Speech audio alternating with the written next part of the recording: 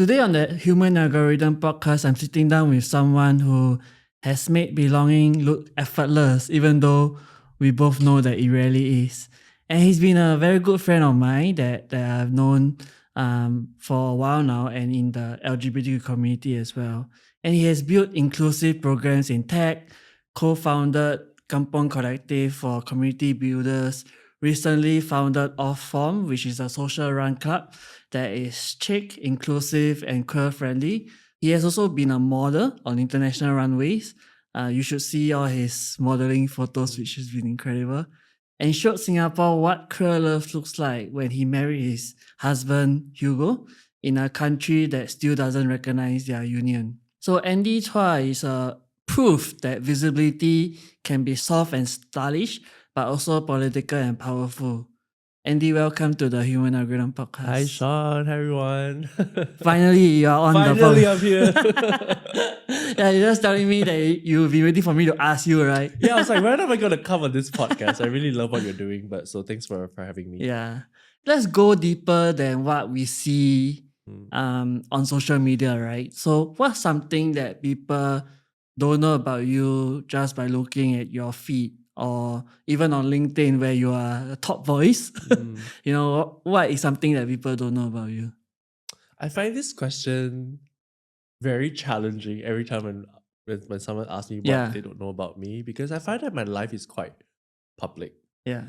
I share quite a lot on social media, be it what I do, and also like a lot of other interviews. I talk a lot about like my past, my childhood, and all that. So I don't really know. I don't really know what people don't already know about me. Okay, maybe I would say that I am quite an emotional person. Okay. People probably don't see that side of me as much, or I would say as well, I'm actually very confrontational. I'm a very confrontational person. Yeah. Which is very different from, the family that I grew up in. And also very different from Hugo, because he's a little bit more non-confrontational, more passive. So I think that's kind of what I don't really showcase more online. Yeah. But I guess a story that I will share would be able to tell you more of that. Yeah, that's great. And I think we previously had lunch before and you told me about your story, but I just want to get into it again. Take me back to the time when you were a tall, skinny boy in school who got picked for being different, right? Like, what do you tell yourself back then? And what part of that voice still show up today, even as a leader, a founder, or a model as well? Well, okay, so when I saw this question, when you sent me this question, right, beforehand, I was like, I took a really long time to think about this, because I feel like a very big part of those memories where I was back in school, this tall, skinny guy that get picked on all the time, like that part of memory has been consciously blocked out. So I was trying to recall, and I was like, I was trying to dig back to the past of how I actually really felt and what I tell myself, and I couldn't really find much traces about that memory. But I'll try. Let me try. Let me try as much as possible to bring that out. So I think back then as a kid, I do fear school, because just the feeling of like there's so much that I want to do as a kid, as much I want to explore and try out as a kid, but I'm very afraid of being mocked at, because I do remember going to school and getting called names, and every time I try something new, for example, I remember there was a period of time when I was so much into dance. I really want to perform on stage. I really want to do all of that. And I told the teachers that I want to perform for Teachers Day. But then I was inside of me, I was just so afraid of of doing it. And then eventually I did it. And then of course, the names, the name callings came. People would be like, this guy's like dancing on stage and laughing at you and all that kind of stuff. So it still brings back a lot of PTSD, like when I think about those moments. And just on a day to day, like people just call my name or shout my name across from the canteen and Yeah. lunch break. I think at that point of time, I just want to lay low. I think I have this mentality that I always just want to like stay low profile, be a little bit more invisible so that I don't get the attacks. But then at the same time, I know like that's not me deep down. Like I Yeah. don't want to be an invisible person. I don't want to be the quiet person or the wallflower. So I think throughout, like as I'm talking about this memory in terms of secondary school, right? So a lot of this, um, like a part of me wants to do so much and wants to excel, and then a big part of me like wants to be invisible. So it's like kind of a struggle at that time. So I guess I kind of lived through secondary school, like going through those struggles. Yeah. So it's like a lot of what I want to achieve has been like suppressed. And I guess eventually it just exploded when I went to poly. When I was finally able to join dance as my CCA, and like really sort of excel and perform on stage. That was when I started to feel, I guess, a bit more around the self-acceptance Yeah. piece, that I was able to use dance as the medium Yeah. to express like how I really feel. But I guess I could really do that in back in secondary school. So like kind of going back to this question, I think a lot of what I'm doing now kind of models that formula, which is in the beginning of every sort of new adventure, any like new environment, I will tend to not be the extrovert that you see online. I will usually be the more quiet person, try to be the more like um observer, like on the sideline, just to observe how everything is, uh, and then try to pick and choose sort of my crowd, my community, like figure out the vibe, and then eventually, then I will showcase myself. Yeah, so now that thinking back, actually, it's a lot of that. Yeah, I think our story is kind of similar in a way where I also face the same kind of situation in school, right? Because I think I was always an extrovert, but because of how my parents brought me up or how society views us, right? Like I always felt like I need to stay out the limelight, I need to stay out the spotlight, I need to, hide myself. So when I was trusted into the spotlight at 10 years old, because I didn't bring my homework, because I brought my homework up to the point, but on that Mm, final year, I didn't bring my homework. And I was thrust into a spotlight. I didn't know how to handle it. My body didn't know how to handle it. mm, And I started peeing my pants. mm, And that was when the same thing, the bullying start, the name calling start. And that continued until like when I was 12 and I realized I was not straight. mm, So, pushing all that down. And now like you, it's all coming up. I'm mm, showing mm, it as mm. well. And for you, like when did you realize that you were gay? Oh, I think okay, so this question has a lot of layers. I think Yeah. so I think I knew at a very young age. Yeah. Like, honestly, I can't really remember when, maybe primary school or secondary school, but I kind of knew that I liked something different.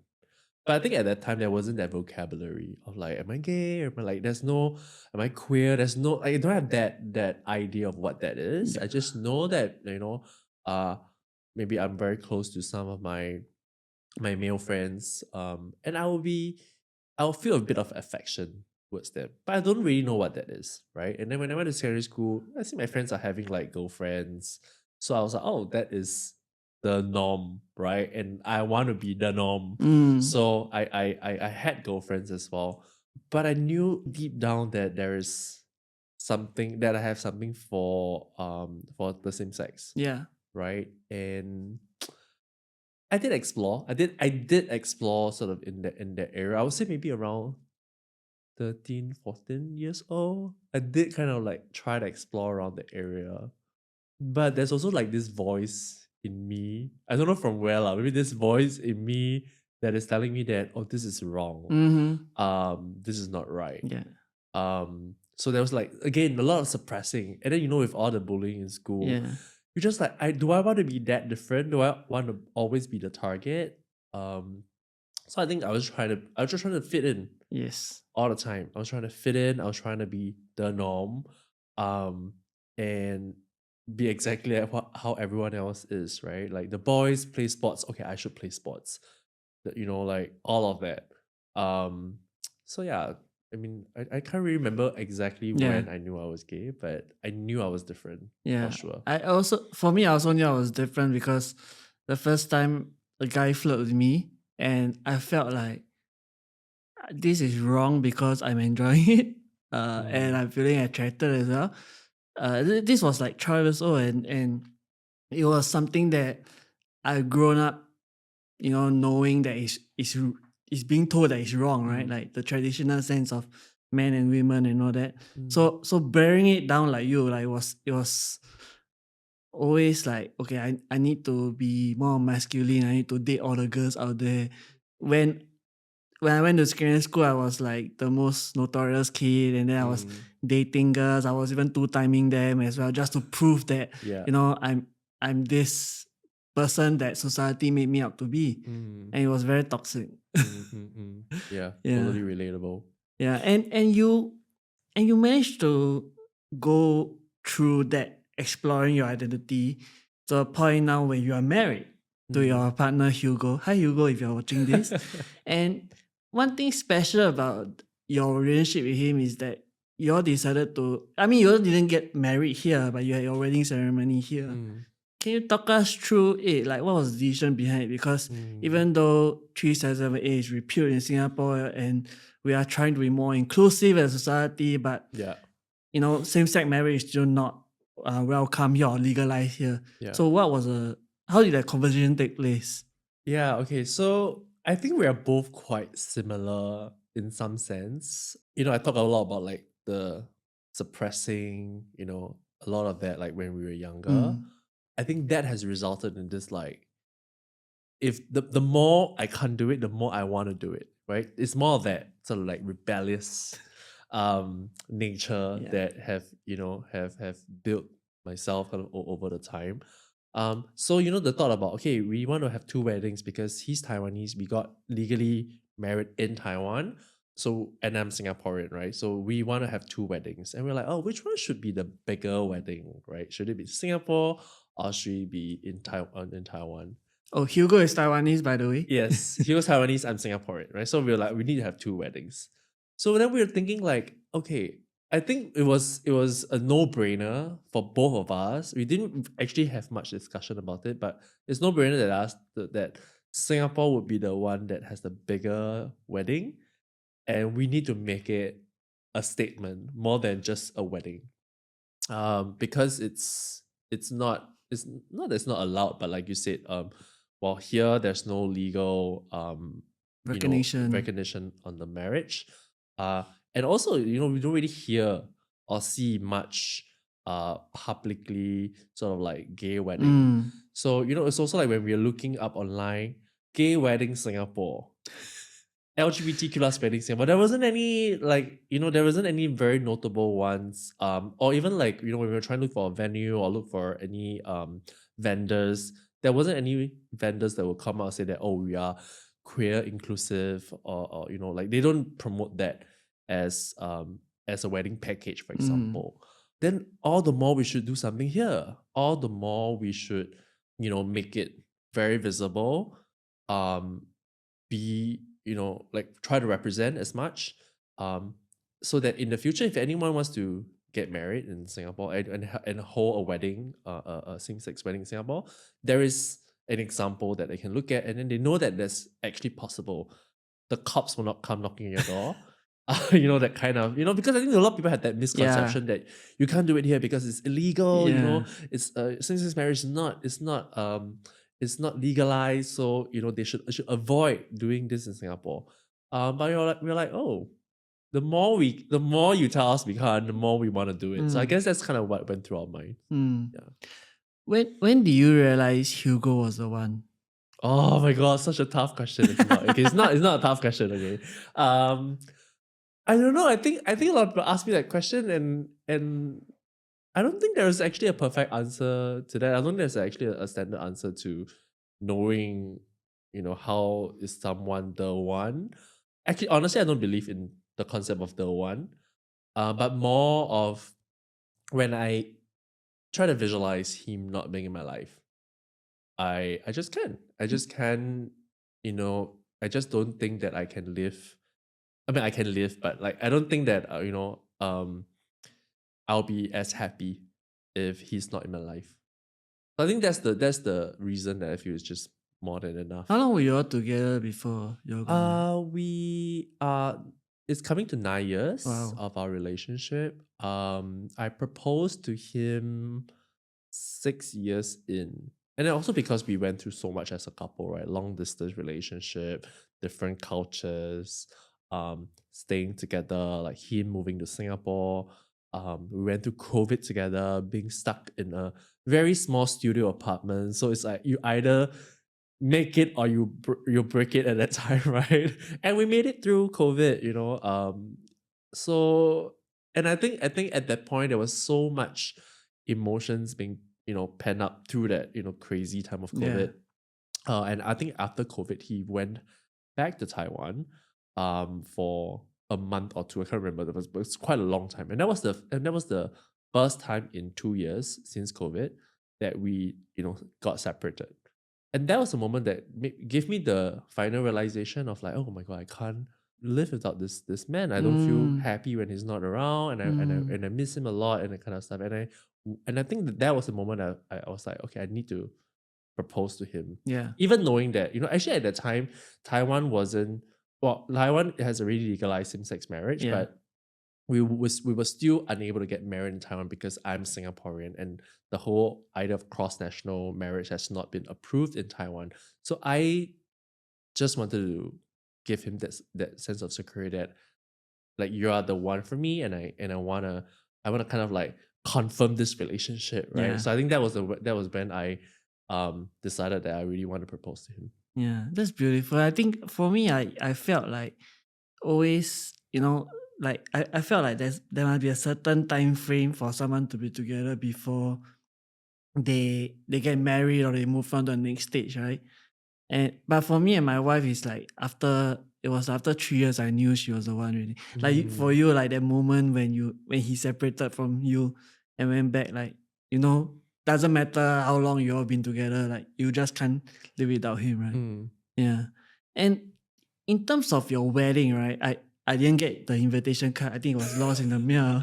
But I saw the photos of it. And I saw, you had Oprah Oprah as a mm, drag queen, by the way, mm, and she was your official in that sense. mm.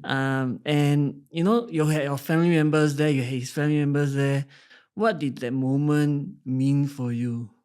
Okay, to have family members at our wedding was, was one of the main highlight. Mm, Um, my parents, my family, well, I think it took a very long time for them to accept that I was gay, right? So that's the first part of the story. Accepting you as a gay man, that's the first part. And then the second part is like, oh, I'm getting married to a man and I'm holding a wedding in Singapore. Please come. That was like another hurdle for them to cross because I think my parents are slightly more conservative. They don't really have much. I don't think they do have any friends who are LGBTQ, yeah. right? So they don't really know how to handle situations like that. And I totally empathize with that. So I think about 1 year before our wedding, I actually told my parents and my sister as well that I'll be having a wedding and I would love for them to attend. I think at that point of time they were like, "Oh no, like I really like we love you for who you are, but going to a gay wedding is just maybe just something that they just didn't really know how to handle. Like friends, how are you gonna like talk to friends? Will the extended families be there? They'll just have all these concerns, right? Because I think in their mind they are thinking about the traditional men and women, wedding, like how a wedding will look like. So it took a year of like convincing, a lot of work to do because I really want them to be there, right? So for them to show up at the wedding, even my cousins were there and all that. It was a very nice. It felt very fulfilled. Mm. It felt very like whole, Mm. you know. Because I feel like if it's just friends, yes, it's nice, but then I feel like you'll lack something. Because it's a wedding that I really wanted to be there to give their blessings. Mm. Do you feel your younger self would have seen that coming? Seen this Uh, wedding coming? no, absolutely not. I don't think. Honestly, okay, when I was young, right, I don't really believe in marriage. I don't really, like when you look at those movies, you see those fairy tale weddings, and even if it's with a woman, I don't really feel like that's like my thing. So I think growing up, I actually don't really believe in like the idea of marriage, let alone having a wedding. So, and then also like after coming out as gay, and gay marriage looks so impossible in Singapore. Honestly, I just yeah, I haven't no, I no, I don't even think about having that, and then to now look at the pictures for the wedding, it's like, oh my god, everyone that is like important in my life, like Yeah. different phase in my life, were there. My family was there, and it was just like, I don't know. Now that I think about it, it's like it's still quite crazy. It's actually really still quite crazy to think about it. But yeah, I'm just really glad that it all came through. Yeah. Mm. Do you all plan to start a family? Uh okay, define family. Because I feel like You define it. no, I feel like people think, oh, to make it even more wholesome or even more, fulfill a whole is to have kids. But I think Hugo and I both, we know that we, don't want to have kids. We're also not pets person. Like, Yeah. we love cats and dogs, but like we don't really see ourselves having cats and dogs at home. Um, yeah, I think actually I feel like we are quite fulfilled. Like even though it's just two of us, Yeah. I feel quite fulfilled as like we are already a full family. Like if that's our family portrait, like there's just two of us in our house. That's just not even plants. Like, we're not even that type of vibe, right? So it's like, yeah, I don't think we will have kids. Yeah. But I think you have a baby now, which is your off form. Yes, yes. I'll call that my baby. Yes. Yeah. So we'll get into off form, but I just want to want you to point your creator hat now because you have over 100,000 followers on Instagram and you are a creator as well. But as a queer creator, do you get like people saying nasty things to you, or any backlash from your content, that kind of thing? All the time.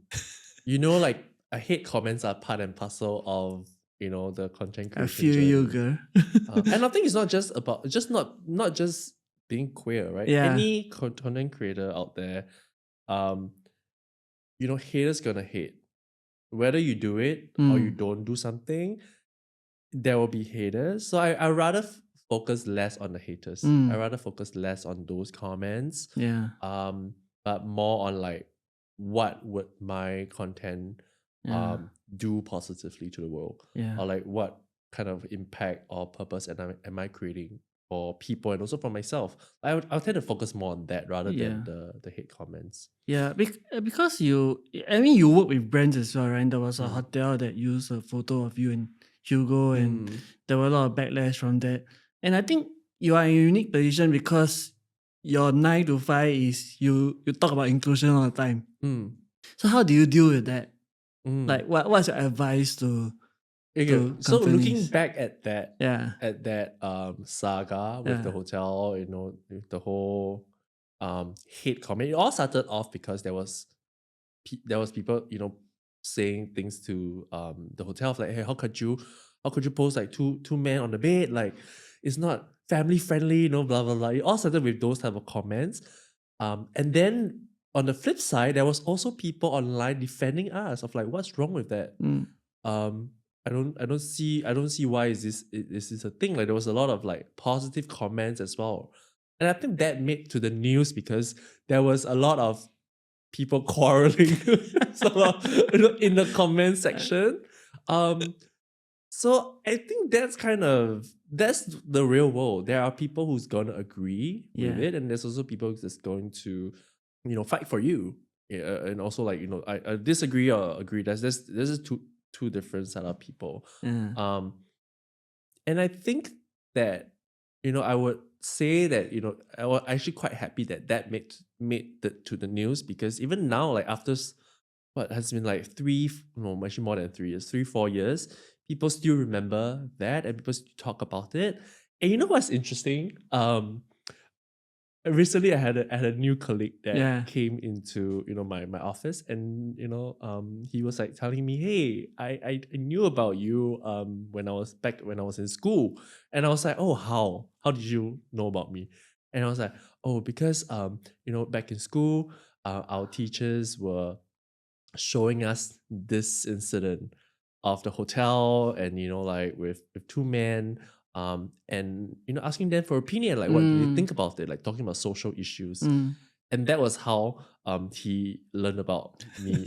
And I was like, okay, that's quite interesting. Like Yeah. that has given people a chance to like talk about Yes. the issue. And I felt like that was the time before the repeal of 377A, where there was not many LGBTQ plus content on mainstream media. And I felt like that was really a great opportunity for people to discuss and talk Yeah. about it. No, whether is it a good comment or bad comment, at least it get people to start talking about it. And I feel like that's what we need as a society. Correct.